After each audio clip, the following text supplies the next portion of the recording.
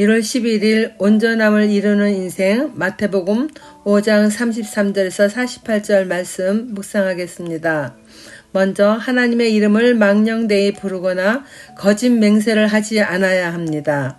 33절 말씀입니다. 또 옛사람에게 말한 바 헛맹세를 하지 말고 내 맹세한 것을 주께 지키라 하였다는 것을 너희가 들었으나 나는 너에게 이르노니 도무지 맹세하지 말지니 하늘로도 하지 말라. 이는 하나님의 보좌임이요.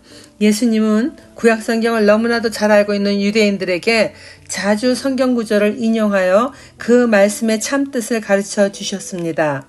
마태 역시 유대인으로 자신들이 그토록 기다리던 메시아가 예수님임을 확실히 증거하기 위해 다른 복음서보다 예수님의 사역이나 그분이 하나님의 아들이심을 구약 성경과 대조하여 기록한 내용이 많습니다. 레위기 19장 12절 말씀입니다. 너희는 내 이름으로 거짓 맹세함으로 내 하나님의 이름을 욕되게 하지 말라. 나는 여호와이니라.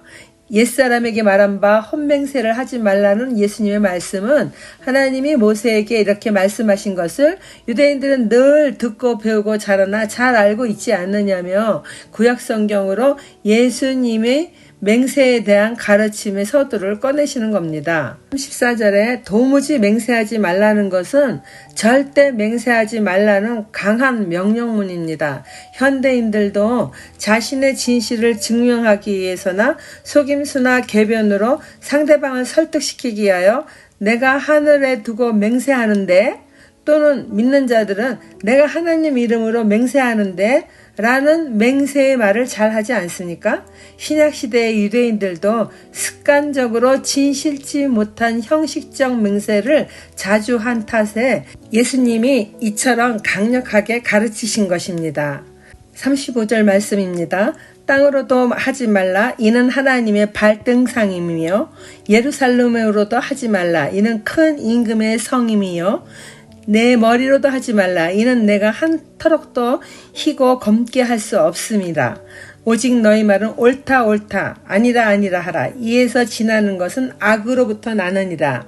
35절의 예수님의 명령의 말씀은 이사야 선지자의 글을 말씀하신 것으로 유대인들에게는 그 시절 어떤 율법 선생으로부터 듣는 하나님의 말씀보다 더 정확하게 이해되어 거부할 수 없는 높은 수준의 가르침인 것입니다. 예수님은 사람이 무엇으로 맹세하든지 창조주 하나님과 관련되는 것이므로 모든 맹세는 묵시적으로 하나님의 이름으로 되어지는 것이라고 하십니다.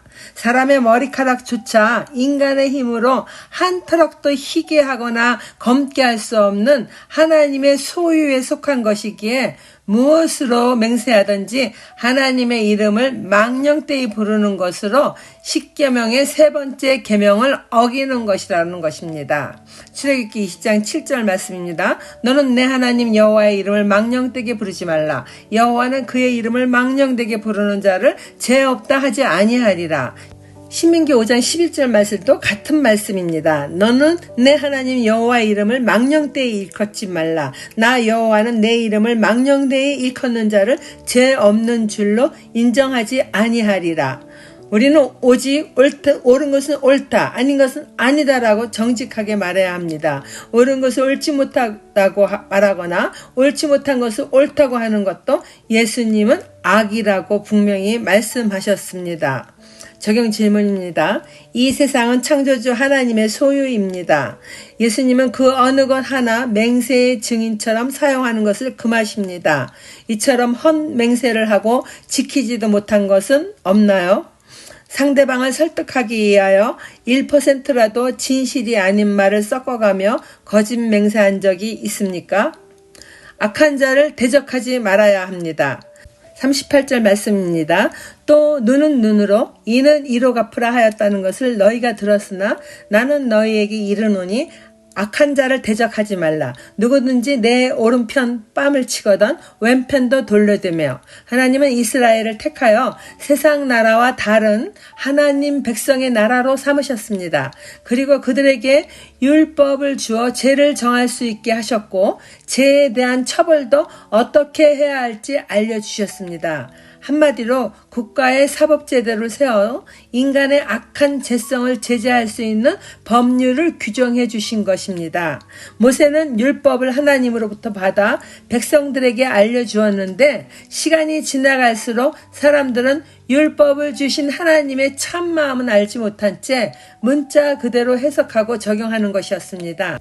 이스라엘의 율법은 613개로 사람들이 율법의 저주 아래 묶여가므로 예수님은 오셔서 참 진리를 가르쳐 주신 것입니다. 출애굽기 21장 24절에 눈은 눈으로 이는 이로 손은 손으로 발은 발로, 레위기 24장 20절도 상처에는 상처로 눈에는 눈으로 이에는 이로 갚을지라, 남에게 상해를 입힌 그대로 그에게 그렇게 할 것이며, 신명기 19장 21절 말씀입니다. 내 눈이 긍휼히 여기지 말라. 생명에는 생명으로, 눈에는 눈으로, 이에는 이로, 손에는 손으로, 발에는 발로이니라.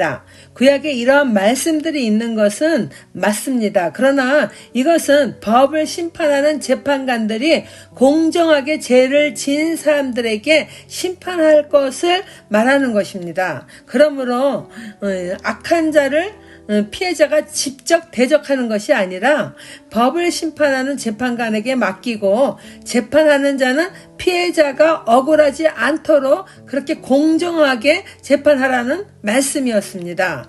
40절 말씀입니다. 또 너를 고발하여 속옷을 가지고자 하는 자에게 겉옷까지도 가지게 하며, 또 누구든지 너로 억지로 오리를 갖게 하거든 그 사람과 심리를 동행하고 내게 구하는 자에게 주며 내게 꾸고자 하는 자에게 거절하지 말라. 그러므로 예수님은 너희들은 오히려 너희를 고발하며 속옷을 가지고자 하는 억울한 일을 당해도 겉옷까지도 가지게 하며 누가 억지로 오리를 가게 하거든 그 사람과 심리를 동행해주고 내게 구하는 자에게 주며 꾸고자 하는 자에게 거절하지 말라는 긍휼을 베푸는 이타적인 삶을 살라고 권면하십니다. 출애굽기 22장 26절 내가 만일 이웃의 옷을 전당 잡거든 해가 지기 전에 그에게 돌려보내라. 이와 같은 말씀이 신명기 24장 13절에 또 있습니다. 해 질 때에 그 전당물을 반드시 그에게 돌려줄 것이라. 그리하면 그가 그 옷을 입고 자며 너를 위하여 축복하리니 그 일이 내 하나님 여호와 앞에서 내 공의로움이 되리라. 이렇게 속옷을 달라고 하는 사람에게 겉옷까지 주고 이러한 말씀을 주시는 이유는 긍휼을 베풀라는 거잖아요.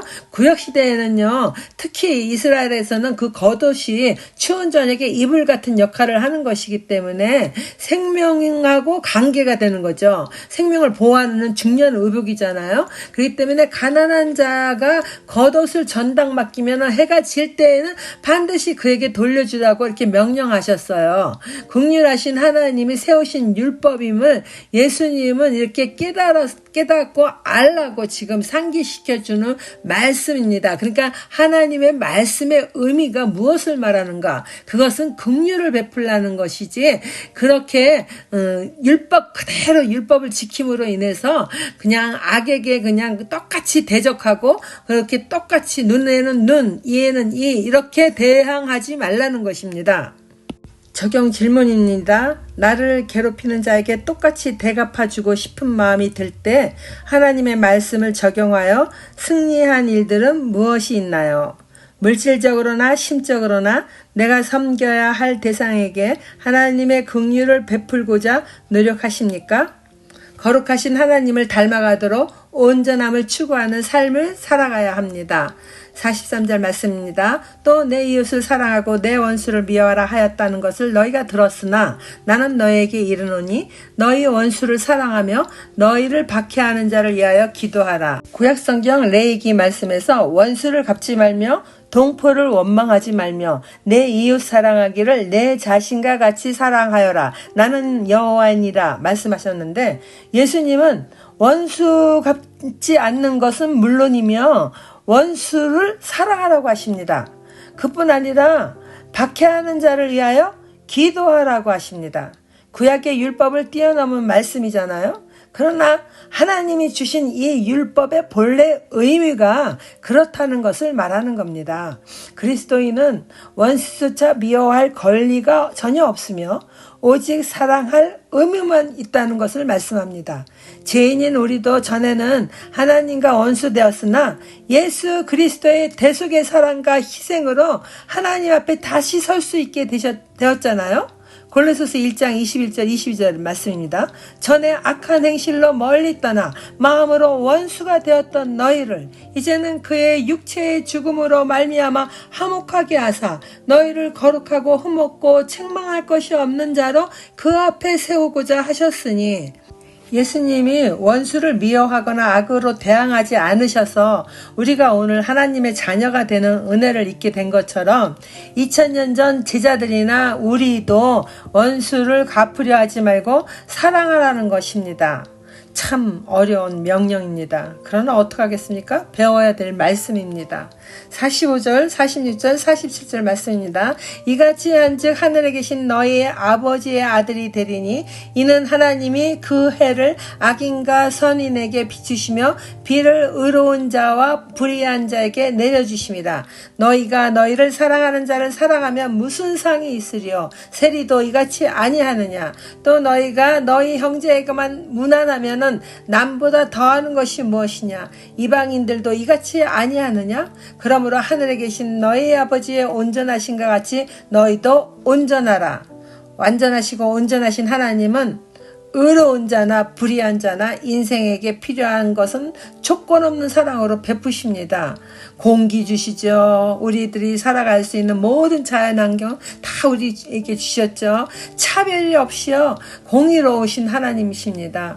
믿는 너희들에게만 준다 그러시지 않으셨어요.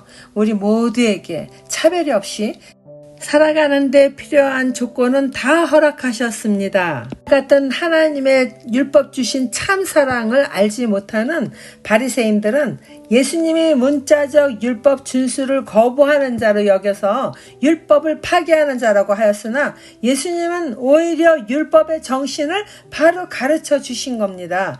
예수님은 율법을 복음으로 완성시키셨습니다. 그리고 그 복음은 온 세상의 사랑의 메시지가 되어 오늘 우리에게까지 임하였습니다. 예수님은 우리가 거저받은 은혜를 또한 거저 나누는 자가 되라고 말씀하십니다. 적용 질문입니다. 나의 성품과 노력으로는 결코 온전함을 이루는 인생을 살아갈 수 없음을 알아 날마다 말씀 묵상하며 성령 충만을 사모하십니까? 하나님 아버지, 이타적인 삶을 사는 것보다 이기적인 삶을 사는 것이 쉽게 여겨질 때가 많습니다. 좁은 문으로 들어가라 하셨건만 멸망으로 들어가는 길은 그 길이 넓고 쉬워 보일 때가 많습니다. 그러나 예수님 말씀처럼 거룩하신 온전하신 하나님을 닮아가기 원합니다. 이와 같은 온전한 인생을 이루는 소망은 성령의 도움 없이는 절대적으로 행할 수 없는 100% 죄인인 것을 인정하오니 성령 충만으로 붙드시고 인도하여 주옵소서. 예수님 이름으로 기도드립니다. 아멘.